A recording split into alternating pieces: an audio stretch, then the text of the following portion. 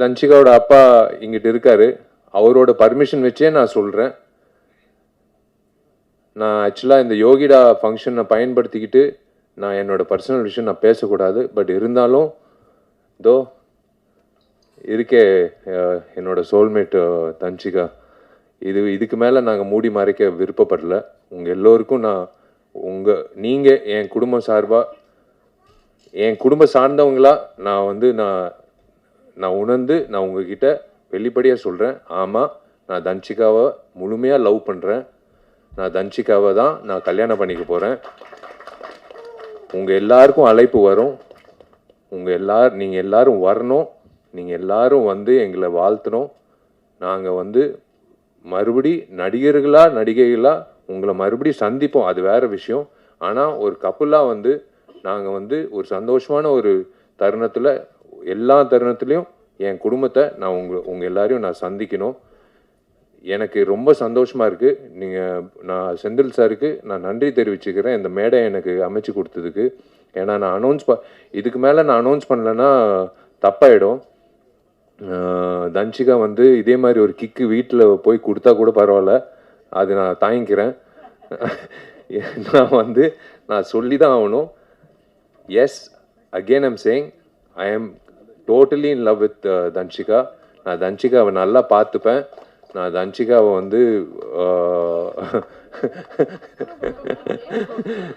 தன்ஷிகாவை இந்த வந்துருச்சு பார்த்தீங்களா. நான் என்ன சொன்னேன், சண்டை போடாதேன்னு சொன்னேன். இப்போ பாருங்க, நல்ல வேலை கிக் கொடுக்காம நேராக நிப்பாட்டிட்டா. திருமண தேதி ஆகஸ்ட் 29ன்னு பிளான் பண்ணியிருக்கோம். அது என் பிறந்த நாள். வந்துடுறேன்.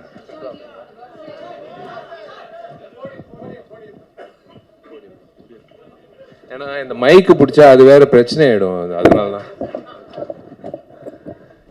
வா, நீ பேசு. இல்லை, அவரோட நடிகர் சங்கம் கட்டடம் ஆகஸ்ட் 15th ஃபினிஷ் பண்ணுறதுக்கு அவர் புஷ் பண்ணுறாரு, போராடுறாரு. அப்படியே ஆகஸ்ட் 29th அவரோட பிறந்தநாள் அன்னைக்கு திருமணம் ஃபிக்ஸ் பண்ணியிருக்காங்க. ஸோ எல்லாரும் வரணும், வாழ்த்தணும், வந்துடுங்க. தேங்க்யூங்க. இதுக்கு மேலே உங்கள் டைம் வேஸ்ட் பண்ண விருப்பப்படல. ரொம்ப நன்றி. நீங்கள் எல்லாரும் காது கொடுத்து எனக்கு உங்கள் முகத்தில் இருக்கிற சந்தோஷம்தான் எனக்கு கிடைச்ச வாழ்த்துக்கள். நீங்கள் தனிப்பட்ட முறையில் நீங்கள் என்னை வாழ்த்துக்கள்னு சொல்கிறத விட உங்கள் எல்லாரையும் இப்படி பார்க்கும்போது, இதோ இங்கிட்டு பாருங்கள் இந்த சிரிப்பு, இதை விட என்ன வேணும்? இதிலே தெரியுது. வாழ்த்துக்கள் விஷாலுன்னு சொல்கிறாரு. அது போதும் எனக்கு, அது போதும். நெல்லை சுந்தரராஜன் அண்ணன், நீங்கள் சிரிக்கிறதும் சரி, அண்ணன் மக்கள்ராஜன் சரி, யாராக இருந்தாலும் நீங்கள் எல்லாரும் சிரிச்சது எனக்கு ரொம்ப சந்தோஷமாக இருக்குது. நான் உங்ககிட்ட இது ஷேர் பண்ணிக்கிறது எனக்கு ரொம்ப, நான் யார்கிட்டே, நான் எங்கள் அப்பா அம்மா கிட்ட சொன்னேன், தன்ஷிகா அப்பா கிட்ட சொன்னேன், அவங்க ஃப்ரெண்ட்ஸுக்கிட்ட சொன்னேன். என் ஃப்ரெண்ட்ஸு கண்டுபிடிச்சாங்க. நான் யார்கிட்டையும் சொல்லலை. பட் இன்னைக்கு உங்கள் எல்லாருக்கும் நான் சொல்கிறது மனசு நிறைஞ்சு, எனக்கு தெரிஞ்சு இன்னைக்கு தான் நான் சந்தோஷமாக தூங்குவேன். நான் இது கண்டிப்பாக இன்விடேஷன் வராதுன்னு நினைக்காதீங்க. இன்விடேஷன் வரும். ஆனால் வாயால் இன்விடேஷன் நான் இன்னைக்கு நான் கொடுக்குறேன். I love you all. Thank you. கீழே இருக்கிற பூமி, நடுவில் இருக்கிற இந்த சாமிகள், என் குடும்பங்கள், உங்கள் எல்லோருக்கும் நான் உங்களை பத்திரிகையாளர்களை நான் என்றைக்குமே நான் கூப்பிடவே மாட்டேன். என் குடும்பம் சார்ந்தவங்க தான் நான் கூப்பிடுவேன். 21 வருஷமாக என்னோட பயணிச்சிருக்கீங்க. அது பத்திரிகையாளராக இருக்கட்டும், சோஷியல் மீடியா இப்போ ரீசெண்டாக வந்ததாக இருக்கட்டும்,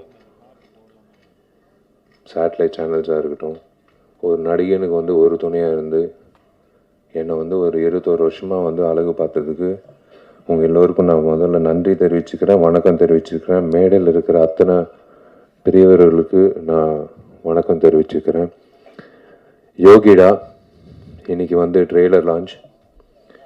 எதுக்குடா என்னை கூப்பிட்டாங்க அப்படின்னு நான் யோசித்தேன். 2 காரணம் இருக்குது. ஒன்று நான்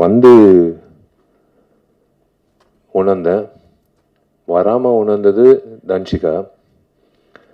உணர்ந்தது இது ஒரு ஆக்ஷன் படம் அப்படின்னு எனக்கு தெரியாது. ஒரு ஆக்ஷன் ஹீரோ கூப்பிட்டு தான் வந்து இந்த இந்த இந்த நிகழ்ச்சி நடத்தணும் அப்படின்றது இப்போ தான் உணர்ந்தேன்.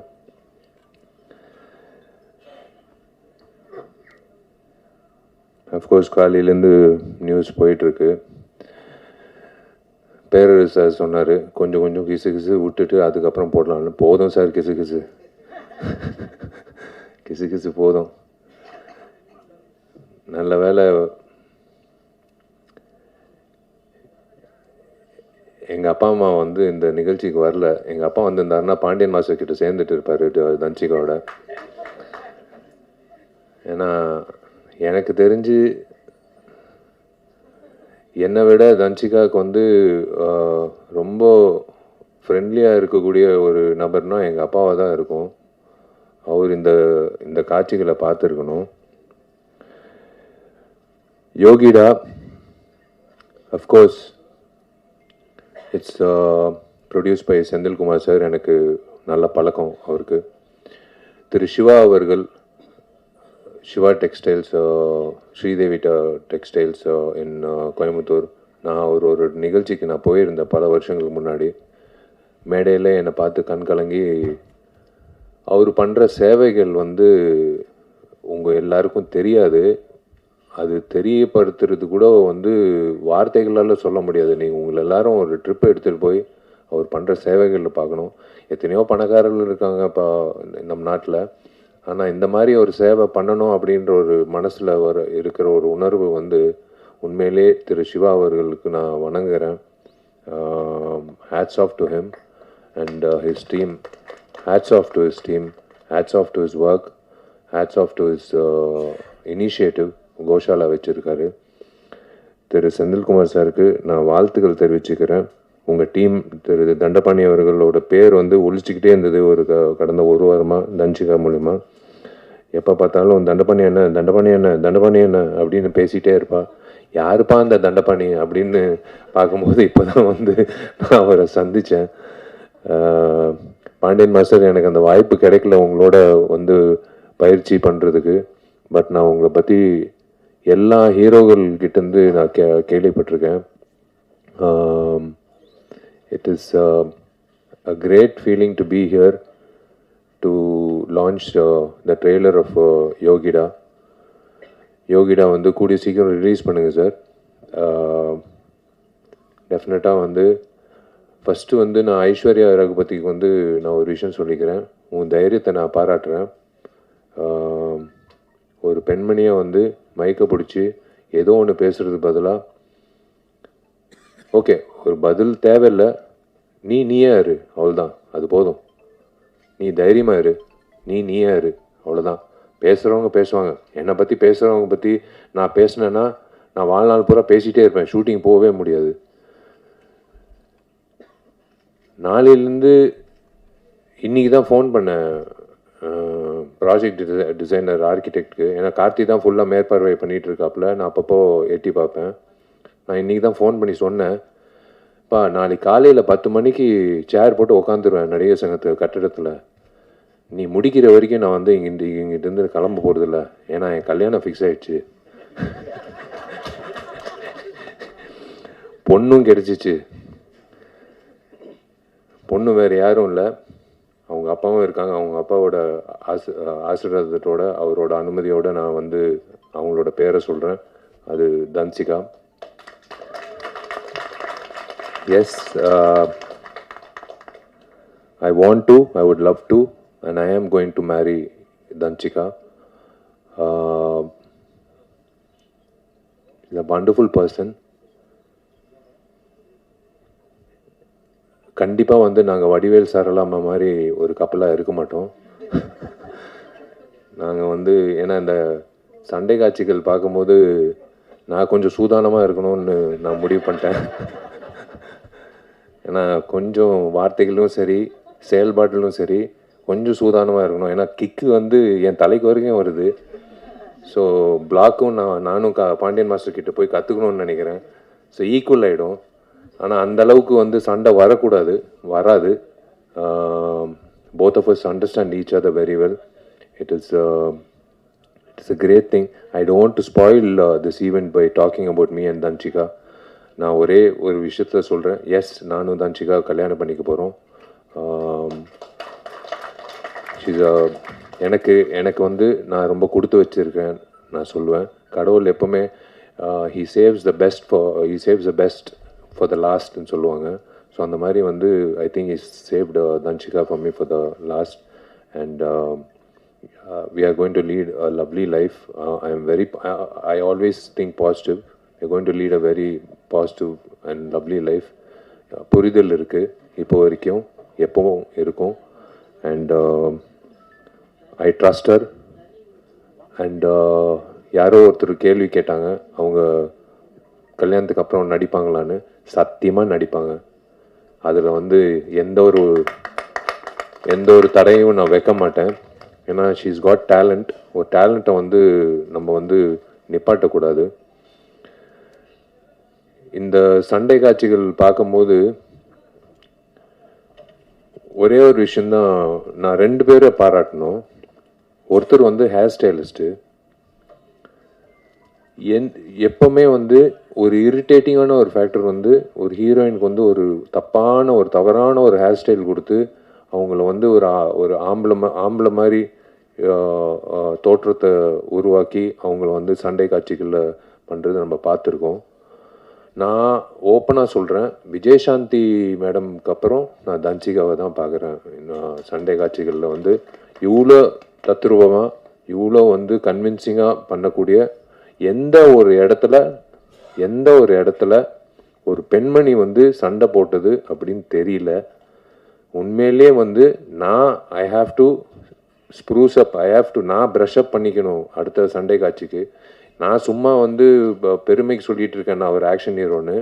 ஆனால் ஒரே வீட்டில் ஒரு ஆக்ஷன் ஹீரோயின் இருக்கிறது வந்து ஞாபகம் வச்சுக்கோங்க, ஜாகிரதையாக இருங்க. எங்கள் வீடு பக்கத்தில் வரும்போது எங்கள் வீட்டுக்கு வந்து செக்யூரிட்டியே தேவையில்லை, நாங்கள் 2 பேர் தான் செக்யூரிட்டி. அந்த சண்டை காட்சிகள் பார்க்கும்போது அந்த ஹேர் ஸ்டைலிஸ்ட்டை பாராட்டணும். அதே போல் எனக்கு பிடிச்ச ஃபைட் மாஸ்டர், ஏன் பிடிச்ச ஃபைட் மாஸ்டர்னா, எனக்கு சிரித்த முகத்தோட ஒரு ஆக்ரோஷமான ஃபைட் எடுக்கக்கூடிய ஒரு மாஸ்டர் வந்து நான் எப்போவுமே எனக்கு ரொம்ப பிடிக்கும். அது அண்ணன் அரசா இருக்கட்டும், அன்பருவா இருக்கட்டும், கனல் மாஸ்டராக இருக்கட்டும், எத்தனையோ மாஸ்டர்ஸ் நான் வேலை செஞ்சுருக்கேன். கணேஷ் மாஸ்டருக்கு வந்து தயவு செஞ்சு ஒரு கைத்தட்டல் கொடுங்க. ஏன்னா he's a soul of this programme. இப்போ இவரை எடுத்துட்டோம், இவர் சேர் எடுத்துட்டோம், இவர் காட்சிகள் எடுத்துட்டோன்னா வெறும் பேச்சு தான் இருக்கும் இந்த இடத்துல. நீங்கள் அந்த காட்சிகள் பார்க்கும்போது கணேஷ் மாஸ்டர் எந்த அளவுக்கு வந்து கன்வின்சிங்காக ஒரு பொண்ணை வந்து ஃபைட் பண்ண வச்சுருக்காங்க அப்படின்றது காட்டியிருக்காரு. நானும் கணேஷ் மாஸ்டர் வந்து எம்ஜிஆர் படத்தில், மதகஜராஜ படத்தில் வந்து இந்த 6 பேக் ஃபைட்டு நானும் சோனு சூது சண்டை காட்சி வந்து அவர் தான் வந்து கோரியோகிராஃப் பண்ணார். உட்காருங்க மாஸ்டர், ப்ளீஸ் மாஸ்டர், நீங்கள் உட்காருங்க. நீங்கள் நின்னீங்கன்னா அப்புறம் மாஸ்டர் வந்து என்ன பெஸ்ட்டு இவங்கிட்ட இருக்குது அப்படின்னு ஓரமாக ஒதுங்கி இருந்து பார்த்து அந்த பெஸ்ட்டை வந்து உருவாக்கிடலாம். ஏன்னா எல்லாரும் வந்து இவனை பயன்படுத்தியிருக்காங்க. இது ஒரு 6 பேக் ஃபைட்டு. இவனை எப்படி வந்து இந்த ஃபைட்டில் வந்து ஒரு வித்தியாசமாக காட்டலாம் அப்படின்னு சொல்லி காட்டி அந்த ஃபைட்டுக்கு கைத்தட்டல் வாங்கி கொடுத்து எனக்கு தியேட்டரில் வந்து யூஸ்வலாக நான் ஓப்பனாக சொல்கிறேன், 6 பேக்ன்றது ஒரு ஜிங்ஸு. 6 பேக் வச்சாலும் அந்த படம் ஓடாது. ஆனால் 12 வருஷம் கழித்து ஒரு படம் ஓடிச்சுன்னா அது எல்லா ஜிங்ஸும் உடச்சி வந்த ஒரு விஷயம். கணேஷ் மாஸ்டருக்கு வந்து நான் உண்மையிலே கடமைப்பட்டிருக்கேன். நன்றி. எப்போ கேட்டாலும் டேட் இல்லைன்னுவாங்க. கணேஷ் மாஸ்டரை கூப்பிடுங்க இந்த ஃபைட்டுக்குன்னா, இல்லை டேட் இல்லைன்னு. சரி ஓகே, அடுத்த வாட்டி வந்து 6 மாதம் முன்னாடியே சொல்லிடுறேன் அப்படின்னு நான் சொல்லிவிடுவேன் டைரக்டர்கிட்டையும் மேனேஜர்கிட்டையும். எங்கிட்ட இருக்கிற உதயகுமார் சாரு, பேரரு சாரு, என் டார்லிங் ஜவஹர் மித்ரன் சாரு, எல்லாரும், Vizhithirai director sir, Sasikumar sir, Boopathy sir, director Gautham Krishna, all the very best. Welcome to the industry. நான் வெல்கம் டு இந்த இண்டஸ்ட்ரின்றது வயசில் சின்னவன் தான், ஆனால் பொறுப்பில் பெரியவன். நீங்கள் வந்து I would love to welcome you to the industry. நீங்கள் நிறைய பெரிய படங்கள் பண்ணோம். நீங்கள் வந்து இந்த மாதிரி ஒரு இது ரிஸ்க்குன்னு நான் சொல்ல மாட்டேன். நீங்கள் வந்து ஒரு ஏதோ ஒரு நம்பிக்கையில் வந்து தன்சிகா வச்சு இந்த சண்டை காட்சிகள் வச்சு பண்ணியிருக்கீங்க. எனக்கு ரொம்ப பிடிச்ச சண்டை காட்சி வந்து அந்த தேசிய கொடி சண்டை காட்சி எனக்கு புல்ல அரிச்சிச்சு. ஏன்னா இன்னைக்கு 2 பெண்மணிகள் தான் என்கிட்ட இன்னைக்கு இந்த போர் நடக்குது. இந்த சண்டை காட்சி ஒரு சண்டை காட்சியில் வந்து ஒரு தேசிய கொடி பற்றி வசனங்கள் யார் எழுதுனாங்கன்னு தெரியல. யார் எழுதுனாங்க? நீங்கள் தான் எழுதுனீங்களா? அந்த வசனங்கள் அந்த தேசிய கொடி பற்றி பேசும்போது கன்விக்ஷனோட பேசின தன்சிகாக்கும் அந்த வசனங்கள் எழுதின டைரக்டருக்கும் கௌதம் கிருஷ்ணாக்கும் அந்த அந்த கொரியோகிராஃபி பண்ண கணேஷ் மாஸ்டருக்கும் எல்லாருக்கும் வந்து நான் சல்யூட் அடிக்கிறேன். ஏன்னா தேசிய கொடி ஏற்றிட்டு ஸ்வீட்டு கொடுத்துட்டு எல்லாரும் கிளம்பிடுவாங்க வீட்டுக்கு. ஆனால் இந்த தேசிய கொடிய ஃபைட்டு வந்து அப்படியே மைண்டில் நிற்கும். இந்த மாதிரி ஃபைட்டு வந்து யாருமே பண்ணதே இல்லை. இன்ஃபேக்ட் நான் பார்த்ததில்லை. நான் என்னோட குருநாதர் அர்ஜுன் சார் பண்ணியிருக்காருன்னு நினைக்கிறேன், விஜயகாந்த் அண்ண பண்ணியிருக்காருன்னு நினைக்கிறேன். பட் இந்த மாதிரி வந்து ஒவ்வொரு இன்டர்வலில் வந்து அந்த தேசிய கொடியை பற்றி பேசி எதுக்காக தேசிய கொடியை வந்து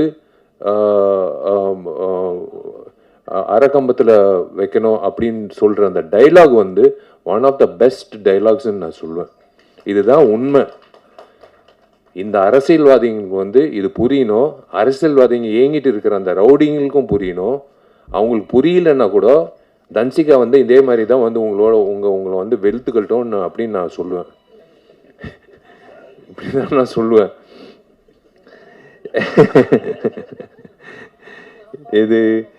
இது வந்து இவங்களை ஹவுஸ் ஒய்ஃப்னு சொல்றதா இல்லை வந்து என்னோட சோல்மேட்டுன்னு சொல்றதா இல்லை என்னோட பெஸ்ட் ஃப்ரெண்டுன்னு சொல்றதா இல்லை என்னோட பாதின்னு சொல்றதா எப்படின்னு எனக்கு தெரியாது. ஆனால் தன்சிகா பொறுத்த வரைக்கும் நான் வாழ்நாள் பூரா அவளை நல்லா இதே மாதிரி சிரிச்ச முகத்தோட வச்சுக்கணும்னு நான் இந்த பில்டிங் முடிச்ச உடனே அடுத்த ஒரு என்ன சொல்றது ஒரு சவாலாக எடுக்கக்கூடிய ஒரு விஷயம் வந்து இதுதான். சவால்ன்ட்டு இல்லை, நம்ம அவங்கள நல்லா பார்த்துக்கிட்டாலே அவங்க சிரிப்பாங்க. ஏன்னா அவங்க சிரிப்பு அவ்வளோ நல்லா இருக்கு. சிரிக்கலைன்னா தான் எனக்கு ஒரு மாதிரி இருக்கும்.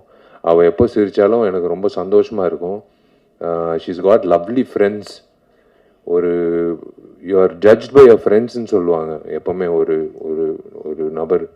She's got lovely friends. எனக்கு பொறாமையாக இருக்கும் அவள் ஃப்ரெண்ட்ஸை பற்றி சொல்லும்போது. உக்காந்துட்டு இருக்கு கமுக்கமாக ஒரு பொண்ணு திவ்யான்ட்டு. விஜய் இருக்கான் என்கிட்ட, உதய் இருக்காப்புல, எல்லாரும் இருக்காங்க. இவங்கெல்லாம் வந்து ஒரு சந்தோஷமான காலத்தில் இருக்கிறதெல்லாம் ஃப்ரெண்ட்ஸு ஓகேங்க, அதெல்லாம் வேற விஷயம்.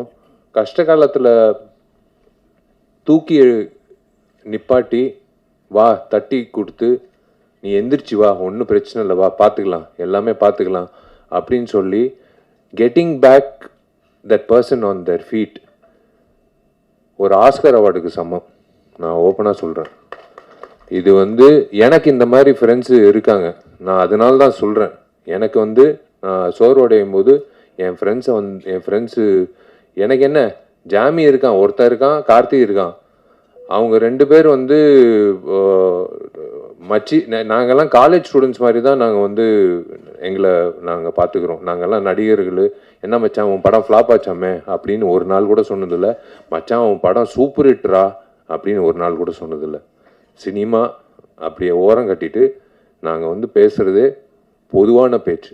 வீட்டில் பையன் எப்படி என்ன மார்க் வாங்கியிருக்கான், எப்படி இருக்கான், இந்த மாதிரி தான் பேசுகிறது உண்டு. இப்போது அவங்க வந்து சந்தோஷப்படுறாங்க.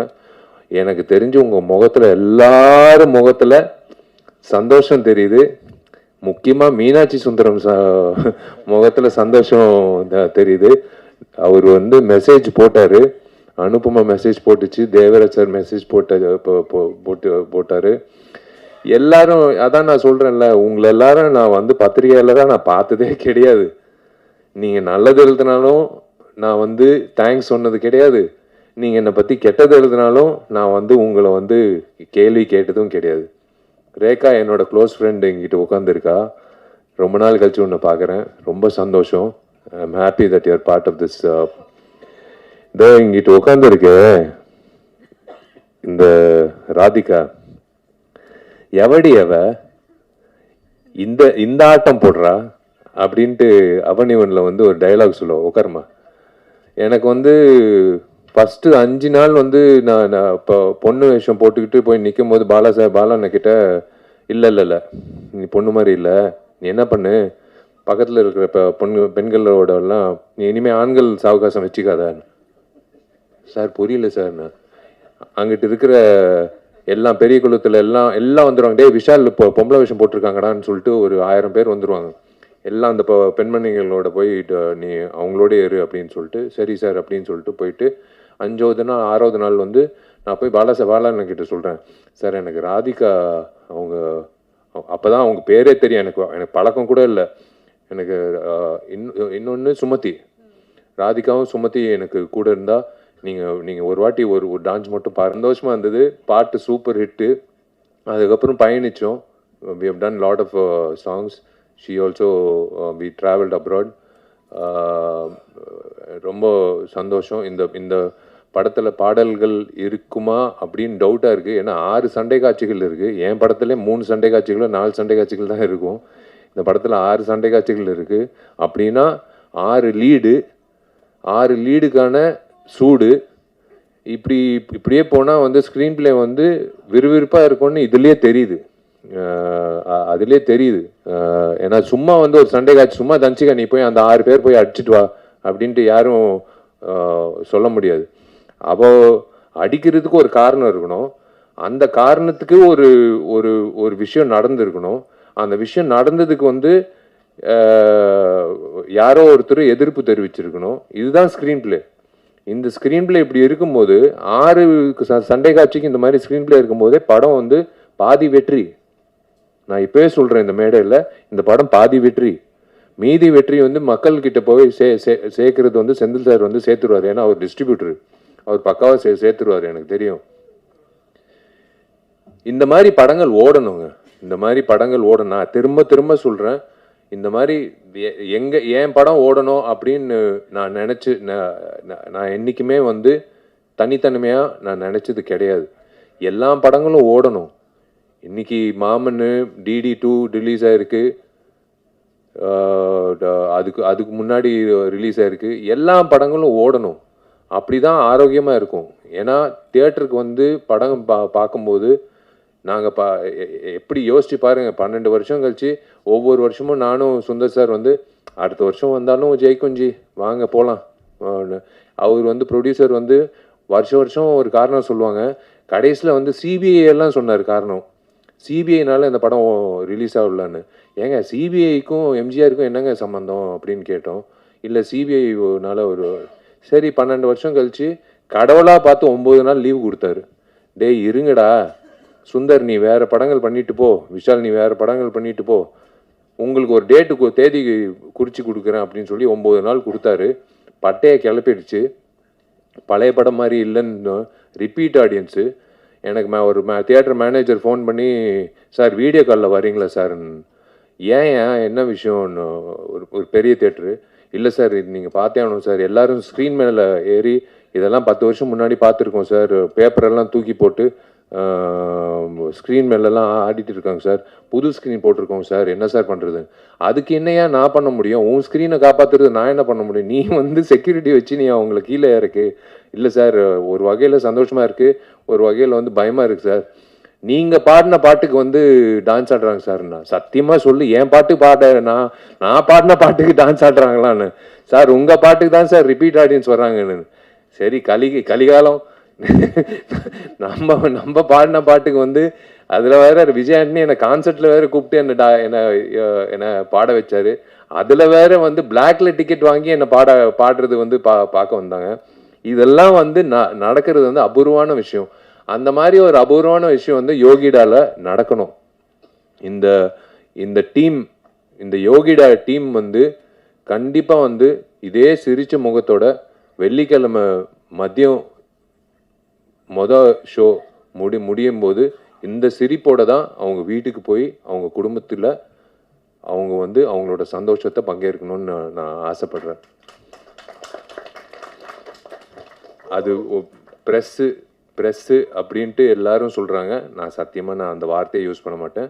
என் குடும்பம் வந்து எல்லா படங்களும் ஒரே மாதிரி தான் பார்க்குறீங்க. நான் சொல்லணும்னு அவசியமே கிடையாது. என்னோட டார்லிங் ரியாஸும் என்னோட டார்லிங் ஃபராஸும் 2 பேரும் வந்து இந்த படத்தை வந்து கண்டிப்பாக ஒரு டூலாக இருந்து உங்களுக்கு சேர்த்துருவாங்க. என்னென்ன விஷயங்கள் இருக்குன்றது உங்களுக்கு சேர்த்துருவாங்க. முதல்ல நான் ஹீரோ ஆவேன் அப்படின்னு சொன்ன ஆள் யார் தெரியுமா? எங்கிட்ட உட்காந்துருக்காரு. முதல்ல நான் எனக்கு தெரியாது, 12ஆம் கிளாஸ் படிச்சுட்டு இருக்கேன். நான் பால்கனியில் நின்றுட்டுருக்கேன். எனக்கு சினிமா வந்து இயக்குனர் ஆகணும்னு ஆசை. அப்போ வந்து உதயா எல்லாரும் கீழே வெயிட் பண்ணிட்டு இருந்தாங்க மொபைலில், உதயா வெங்கட் எல்லாரும். ஒருத்தர் வந்து சொன்னார், தம்பி நீ வந்து ஹீரோ ஆவேன்ட்டு. இங்கிட்ட இருக்காரு. அது யார் தெரியுமா? தோ அங்கிட்ட உட்காந்துருக்காரு, துளசி பழனிவேல். அவர் என்ன வச்சு சொன்னாருன்னு எனக்கு தெரியாது, என் முகத்தில் என்ன இருந்ததுன்னு தெரியாது. அவர் வந்து ஆணிகரமாக சொன்னார், நீ ஹீரோவ, நீ பெரிய ஹீரோவ அப்படின்னு சொன்னார். நான் ஒவ்வொரு வாட்டி அவரை பார்க்கும்போது என்னை வியந்து நான் பார்ப்பேன். எப்படி இந்த மனுஷன் வந்து இவர் ஜோசியர் ஆகலான்னு நினைக்கிறேன், சினிமா ஜோசியர் ஆகலான்னு நினைக்கிறேன். இவர் எனக்கு ரொம்ப சந்தோஷமாக இருக்குது உங்கள் எல்லாரையும் சந்திச்சதில். யூஸ்வலாக வந்து தன்ஷிகாவோட அப்பா இங்கிட்ட இருக்காரு. அவரோட பர்மிஷன் வச்சே நான் சொல்கிறேன், நான் ஆக்சுவலாக இந்த யோகிடா ஃபங்க்ஷனை பயன்படுத்திக்கிட்டு நான் என்னோட பர்சனல் விஷயம் நான் பேசக்கூடாது. பட் இருந்தாலும் தோ இருக்கே என்னோட சோல்மேட்டு தன்ஷிகா, இதுக்கு மேலே நாங்கள் மூடி மறைக்க விருப்பப்படல. உங்கள் எல்லோருக்கும் நீங்கள் என் குடும்பம் சார்பாக, என் குடும்பம் சார்ந்தவங்களா நான் வந்து நான் உணர்ந்து நான் உங்ககிட்ட வெளிப்படையாக சொல்கிறேன். ஆமாம், நான் தன்ஷிகாவை முழுமையாக லவ் பண்ணுறேன். நான் தன்ஷிகாவை தான் நான் கல்யாணம் பண்ணிக்க போகிறேன். உங்கள் எல்லாருக்கும் அழைப்பு வரும். நீங்கள் எல்லாரும் வரணும். நீங்கள் எல்லாரும் வந்து எங்களை வாழ்த்தணும். நாங்கள் வந்து மறுபடி நடிகைகளா உங்களை மறுபடி சந்திப்போம், அது வேறு விஷயம். ஆனால் ஒரு கப்புலாக வந்து நாங்கள் வந்து ஒரு சந்தோஷமான ஒரு தருணத்தில், எல்லா தருணத்துலேயும் என் குடும்பத்தை நான் உங்கள் எல்லாரையும் நான் சந்திக்கணும். எனக்கு ரொம்ப சந்தோஷமாக இருக்குது. நான் செந்தில் சாருக்கு நான் நன்றி தெரிவிச்சுக்கிறேன் இந்த மேடை எனக்கு அமைச்சு கொடுத்ததுக்கு. ஏன்னா நான் இதுக்கு மேலே நான் அனௌன்ஸ் பண்ணலைன்னா தப்பாயிடும். தன்ஷிகா வந்து இதே மாதிரி ஒரு கிக்கு வீட்டில் போய் கொடுத்தா கூட பரவாயில்ல, அது நான் தாங்கிக்கிறேன். நான் சொல்லி தான் ஆகணும். Yes, again I'm saying, I am totally in love with Dhanshika. நான் தன்ஷிகாவை நல்லா பார்த்துப்பேன். நான் தன்ஷிகாவை வந்து தன்ஷிகா வந்து இந்த வந்துருச்சு பார்த்தீங்களா? நான் என்ன சொன்னேன், சண்டை போடாதேன்னு சொன்னேன். இப்போ பாருங்க, நல்ல வேலை கிக் கொடுக்காம நேராக வந்து நிப்பாட்டிட்டா. திருமண தேதி வந்து ஆகஸ்ட் 29ன்னு பிளான் பண்ணியிருக்கோம். அது என் பிறந்த நாள். வந்துடுறேன்.